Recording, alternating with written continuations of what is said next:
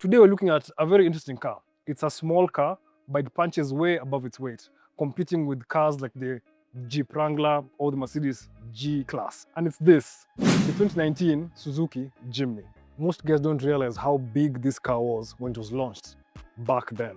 It broke the internet, basically.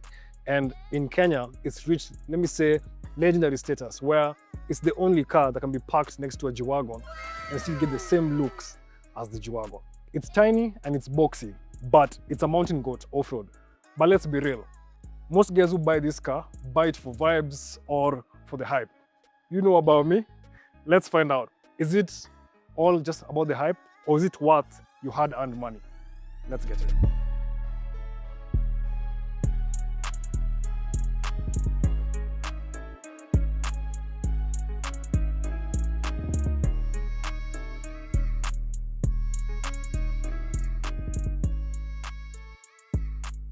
The Jimny did not break the internet for nothing.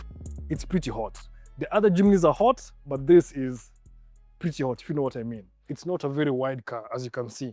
I can touch tire to tire. So most of the space you get is with the cabin guys.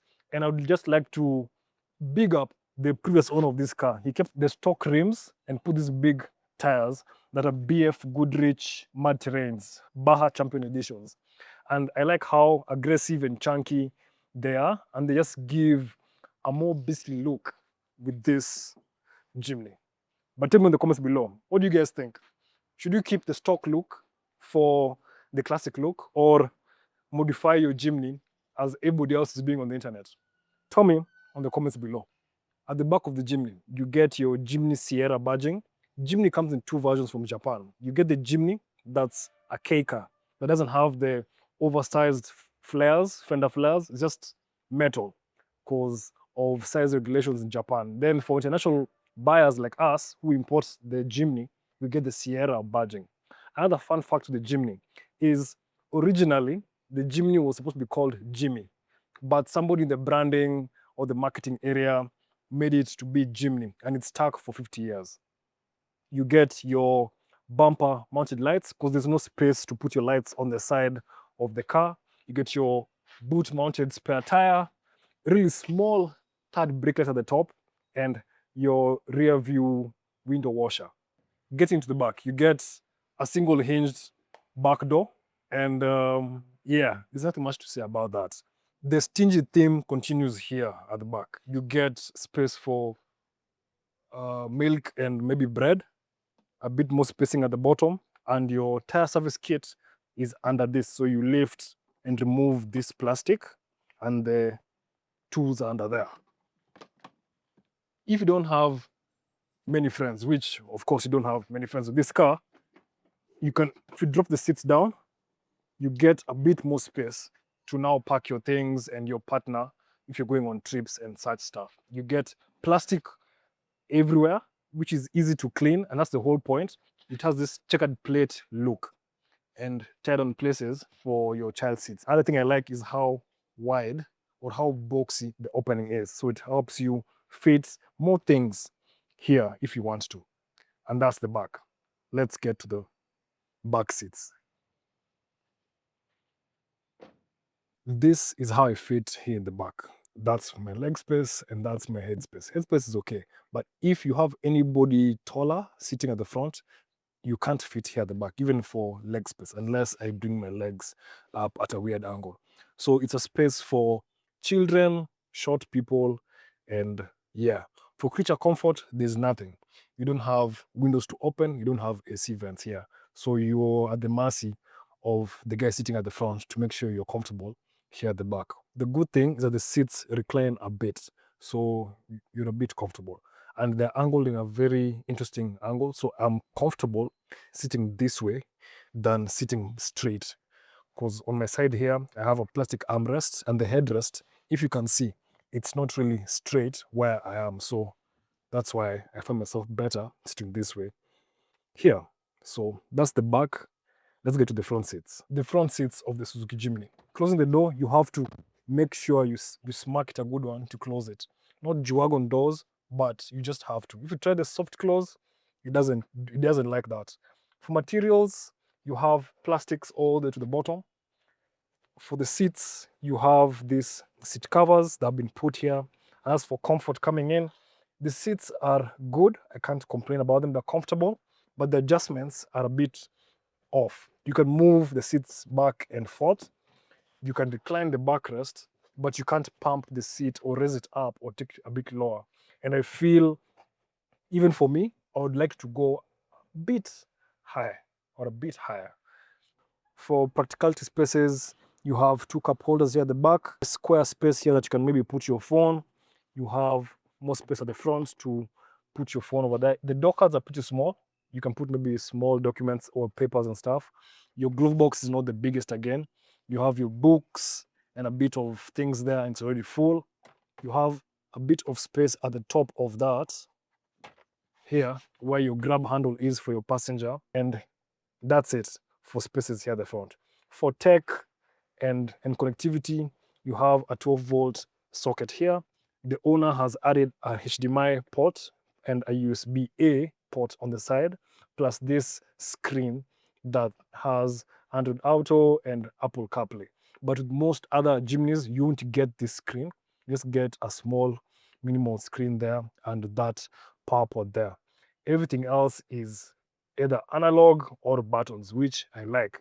You get your analog clock here at the front, and it has this orange dial, which is really good, and I like that. The steering wheel itself, you get your cruise control on the right hand side, and on the left hand side you get buttons to control your screen. Coming down to the bottom here, you have your HVAC buttons, you have your window controls here at the center, because there's not much on the windows. They're pretty skinny doors, and that is good when you're going off-road, so you can see where your tire is by just lowering the window and looking out. That's where they have the switches here. Here you get your hill descent control and traction control off. And at that, you get your four-wheel drive shifter here for your 2 high, your 4 high, and your 4 low. And that's it for things. Other things that the owner had added are 2 cup holders on both sides, because the car does not have front cup holders, and just be in front of your AC vent. At the top, you get a pretty small sun visor with a vanity mirror, and so on both sides. So they did not skimp on that. And one other honorable mention is the gear pedal. No, is the accelerator pedal. It's the smallest one I've seen so far, and it's really cute. So I just had to mention it. And that's the front. That's everything we have here at the front.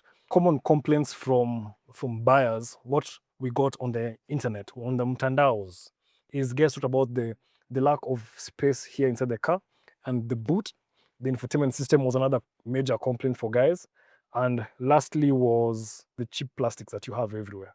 You have plastics at the top, on the door, on the center console here, everywhere.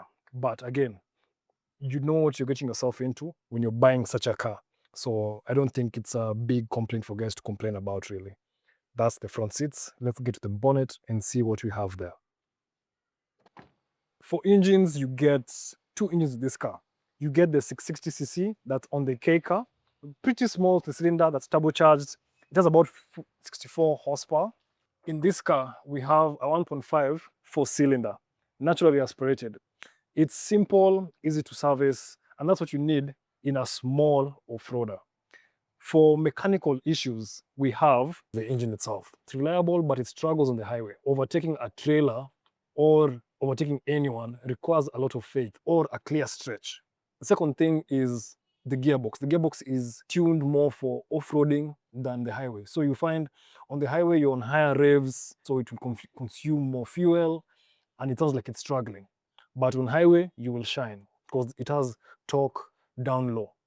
The automatic gearbox is another thing. It's a 4-speed automatic. It is ancient tech. It's bulletproof, but it makes the engine scream on high speeds, which kills the fuel economy on long trips. The suspension, where you find the stock suspension, is great for crawling over rocks, but feels boaty on tarmac. Many owners have upgraded this to other aftermarket solutions that help fix the handling issue. The steering wobble, which is a major issue with these Suzuki Jimnys. Most guys will just get a steering damper or have a mechanic look at it and fix that, and that usually takes care of that problem. Another issue is the thin paint. Suzukis are a culprit for thin paint. And if you're buying one, check the door hinges or anywhere that has a lot of movement where like the joints over there, the paint might come off and you might start getting rust on those areas. Lastly is wind noise, because this car is shaped like a fridge or like a brick.